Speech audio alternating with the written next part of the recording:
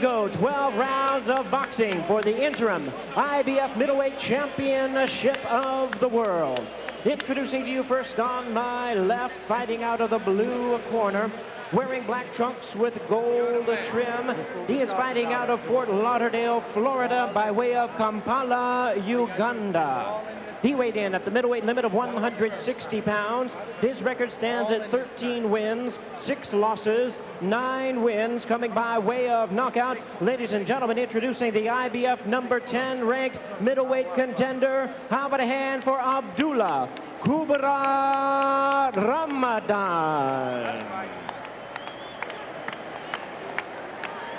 And his opponent across the ring in this 12-round interim championship bout, fighting out of the red corner, wearing red trunks with multicolored trim, fighting out of Atlanta, Georgia, by way of Houma, Louisiana. He weighed in the same as his opponent, 160 pounds even, with a record of 22 wins, 2 losses, 1 no contest. He has 17 wins, coming by way of knockout. He is the WBA North American champion.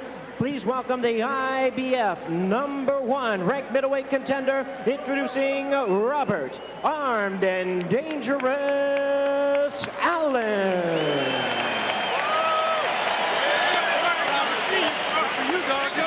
Once again, a referee in charge, Jim Korb, now to give instructions. 12 rounds of championship boxing schedule. Center ring. Gentlemen, my name is Jim Korb. I will be your referee for tonight. Let me remind you, this is a championship fight, the interim IBF championship fight. Keep your hands up. Watch. Protect yourselves at all times. Have a good fight. Back in corners.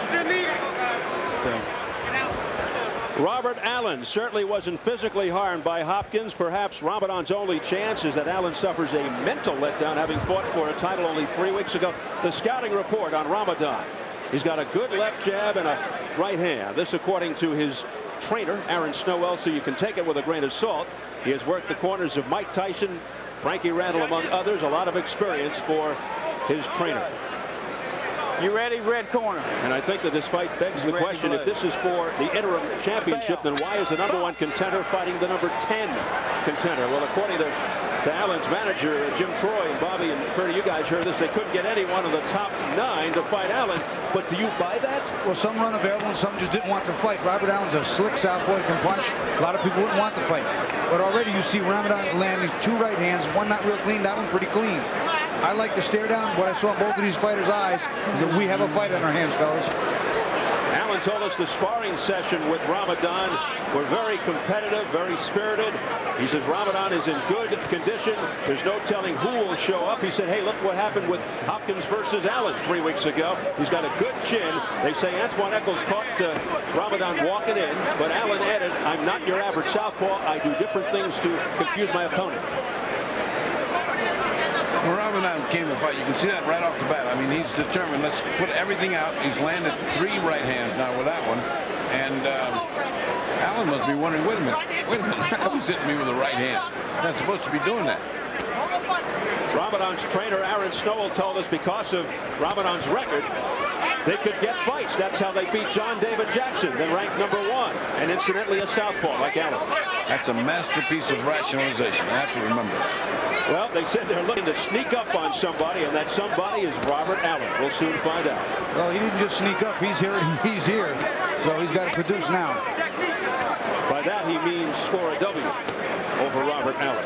Well, he's trying. He's trying hard. He came here to try. He didn't come here to lay down. He's punched 3 good right hands. Robert Allen is showing some respect for Ramadan's power. He's showing some respect, and he's showing some patience. This is not going to be an easy night. Ramadan said he can go forward, but he is looking to mix it up with Allen. He says his defense has improved. They're working a lot on the defense. A very wide right hand. Did you notice that by Ramadan? I was just going to mention that Ramadan just walked into a great right hook, and he's in trouble. And a straight right by Allen staggers Ramadan. Now he's unleashing uppercuts, overhand rights, the entire arsenal. Ramadan's in trouble here in round 1. Now they don't know what to do. Give him a standing 8. Well, you know what? When he's draped over the ropes holding up, technically that's counted as a knockdown. The rule is there's no standing 8 count, but obviously referee Jim Korb officially called it a knockdown. Yeah, because as Bobby just pointed out, when you're hanging on the ropes, that's officially a knockdown, no matter what you call it. So the question is, can he survive the final 20 seconds? He doesn't want to. He turns his back on Allen. The referee lets it go, and he doesn't want to fight. It's over here in the first round. I'll tell you what, he didn't know where he was, and he just wanted out. Either that or he just clearly was done and Bobby didn't know where he was. Bobby, that's what you can expect when you put a sparring partner in with a guy he just hired him 3 weeks ago. I don't think you can expect anything but what we just saw. No, Ramadan came out, threw a couple nice right hands, got Robert Allen's attention a little bit. Robert Allen patient, and he could punch. He used a crisp left hook, right hook on the inside of the southpaw, took it, and then he just continued to be accurate too. Kept the pressure on, didn't hurry himself, did a nice job for him. I think, Bobby, it's two completely different class of fighters we just saw there. It's almost unfair to put a guy as good as Allen with a guy that's a sparring partner that's got a 13-6 record, and that's what you can expect, and that's what we got. A lot of people won't fight a talented southpaw that can box and punch. Well, I remember one called Marvin Hagler. You couldn't buy him a fight, but he somehow managed to be a Hall of Fame fighter. You've got to fight the good guys. So a short night and a victorious night for Robert Allen, who lives in nearby Decatur, Georgia, about 20 minutes from Atlanta, the fan favorite here. And he makes quick work of Abdullah Ramadan, originally from Uganda, now living in Fort Lauderdale, Florida. It's your time, baby. It's your time. Hands up. A night to forget for Abdullah Ramadan.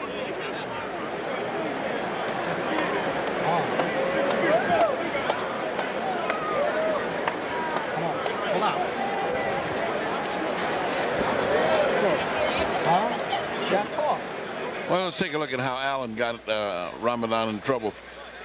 That wild right leaves him open to counterpunch. Right hand counterpunch, left hook after it, and then he's just standing there to be hit left and right. I mean, look at it. His legs are gone. He has really no balance, and he is just open to pummeling, which Allen administers a severe beating there in just 2 or 3 punches, uppercuts. Look at him step around, boom, back with a left, right, left again. Well, that's a lot of punishment. You just have to wonder how a guy like this is rated number 10. That is a joke. Well, let's take another look at it. And well, you look at the way his head bouncing around. You could tell the power of those shots and how effectively they landed. And then they come from all angles, uppercuts, hooks, everything in Allen's armamentarium. Steps around and gets a better location for punching, and then it's all over. I mean, he's unconscious. He's out on it. Allen's working him over pretty good. Ramadan never really recovers, and this is the end of the fight. He's turned him around again. Big left hand on the inside out, kind of a half of an uppercut. And now he hits him in the back. He reaches around to the front and the side. He didn't know what to do, Allen, and I don't think the referee was sure. He stopped it. This is another look at the same situation from overhead. Allen on the attack. Ramadan's in trouble. He's just tearing off on him and teeing off. That left hand was probably it. And again, he just turns and walks to the ropes. This is something that, I haven't seen too often. And here, Allen knows he's not down. He's not draped over the ropes. He's allowed to hit him.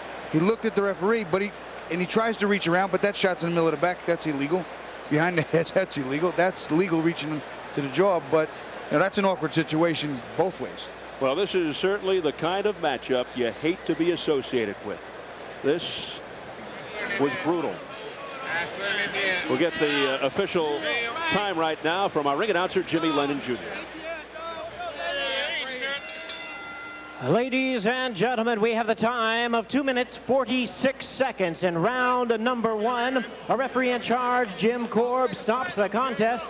The winner by way of technical knockout and the new interim IBF middleweight champion of the world, Robert Armed and Dangerous Allen.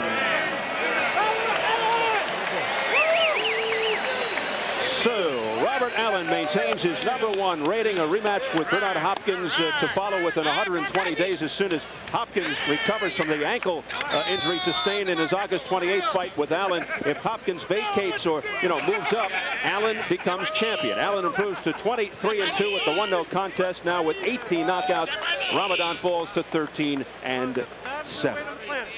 Yeah, we waiting on this. Yeah, we going out there. Coming up next here at the Georgia Dome in Atlanta, what this crowd came to see, the main event, the IBF and WBA Heavyweight Championship, Holyfield versus Bean. Evander the Real Deal Holyfield comes home to put his titles on the line against #1 contender Vaughn Bean. I truly believe that anything that I put my mind to, I would be successful. Because I'm a winner. I'm a winner. The new heavyweight champion of the world. I fight with my mind. It don't make no difference how tall, what your size and all that. When you get in the ring with me, if you cannot think me, chances are you're gonna lose. I don't ever look past people, I just look through them. I have a goal. If you don't have a goal, you find yourself going around in circles. And my goal now is to be the undisputed champion. Well, the excitement you're seeing tonight on Showtime Championship Boxing is just a part of what Showtime offers its subscribers. So stay tuned right here as the Showtime free preview continues and sample this great programming. And for knockout entertainment all year long, call the number on your screen and subscribe. So we're here at a capacity crowd of better than 40,000 at the Georgia Dome awaiting this man, Evander the Real Deal Holyfield. Wants to put on a good show here in front of his hometown fans, even though this is basically a stay busy scenario, as he awaits a bigger fight. The spiritual and deeply religious Holyfield, always so at peace with himself, very low-key, unassuming personality, a gentleman outside of the ring. Holyfield versus Bean for the heavyweight championship, our main event upcoming. Let's go up to Jim Gray with another Georgian in the ring. Jim.